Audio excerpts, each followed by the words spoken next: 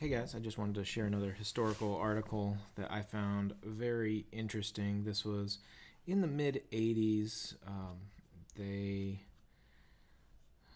so 1983-ish. Um, and you see some interesting, I always love looking back here. Personal communications with Johann Bach, Carlton Fillauer, how cool would that be? Um, and John Sablich, all these personal communications. So let's just take a quick peek.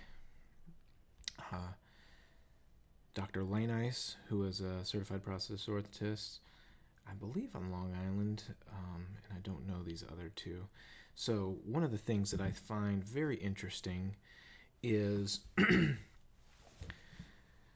still back in the 80s, they were talking about continuous development and availability of new materials. Elastomers, copolymer, thermoplastics, and composite materials have brought a potentially revolutionary development in the design and configurations and fitting principles of prosthetic sockets, especially for above-the-knee patients. All of these result in greater patient comfort, physiological and psychological advantages.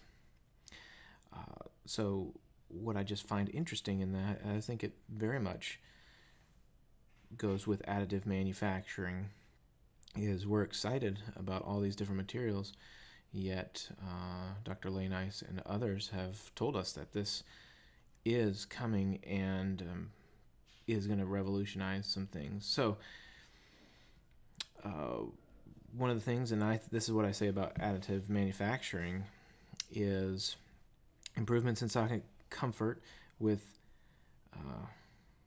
physiological and psychological benefits are not only due to the materials themselves, but rather the inherent characteristics of the various materials used to permit socket configurations heretofore not possible. So the idea of actually combining materials is really neat, and it's going to be really neat, especially with additive manufacturing. So this is particularly with flexible sockets for laminated sockets, but the thing that I really see that's neat, greater flexibility over muscular areas than is possible in a rigid laminated socket. And they mentioned the FlexiCage socket, which we're going to go over a little bit more, but I just wanted to show you a picture. Take that in for a little bit. Does that look like anything that's been out? We've got 4 struts, distal connector connecting, a nice soft interface brim. Looks a little familiar. And this was, I believe, in the 60s. The FlexiCage was 63. Oh, 68.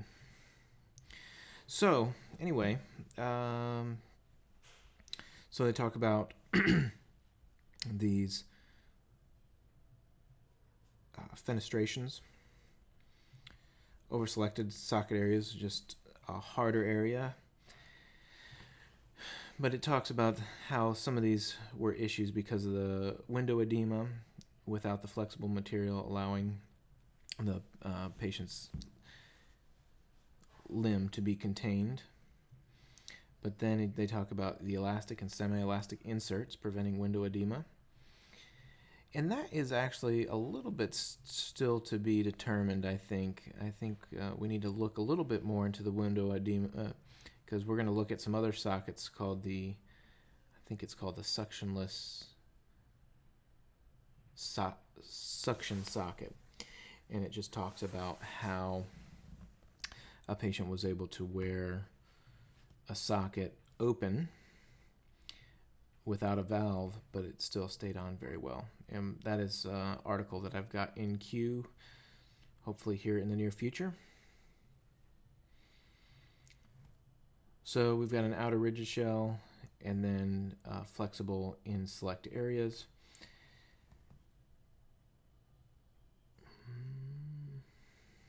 some interesting ways they characterize it while maintaining the essential biomechanical characteristics required for interface stability to transfer body weight through the prosthesis to the ground and for dynamic and safe control of the prosthesis. I think that vocabulary is very important just because I think that describes a lot of things, and it goes back to some of the patent stuff. I think some of this vocabulary is used in other patents and not necessarily given the credit that it's due.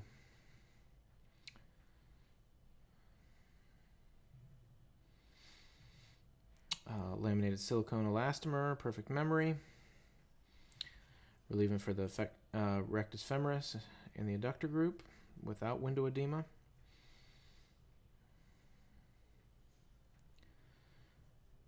Designed in Iceland, refined in Sweden, and at New York University.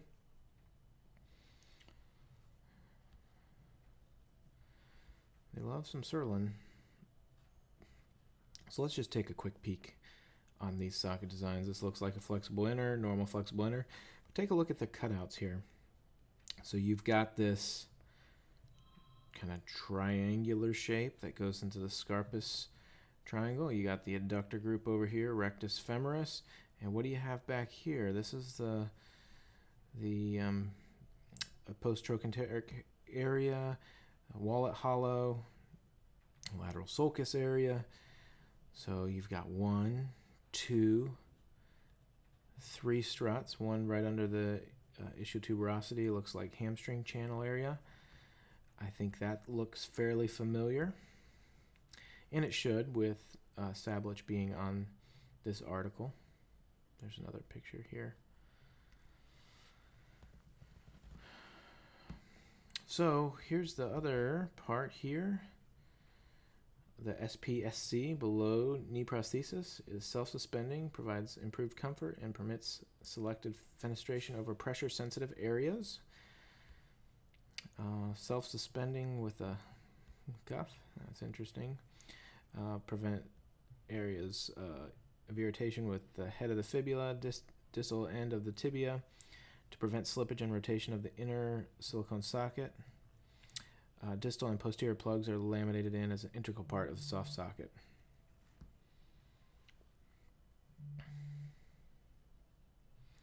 So again, this is some interesting verbiage. Improve muscle physiology due to greater socket flexibility, enhanced sensory feedback, quicker heat dissipation due to the thinness of flexible stump containment material. All these are important improvements which were made possible through the use of flexible or semi-flexible materials, yet the biomechanical principles of providing stump containment, weight transfer, and control of the prosthetic limb are not compromised. It is not clear how lateral and anterior-posterior stability of the femur is achieved, since there are no structural components in areas conventionally considered to provide such stability.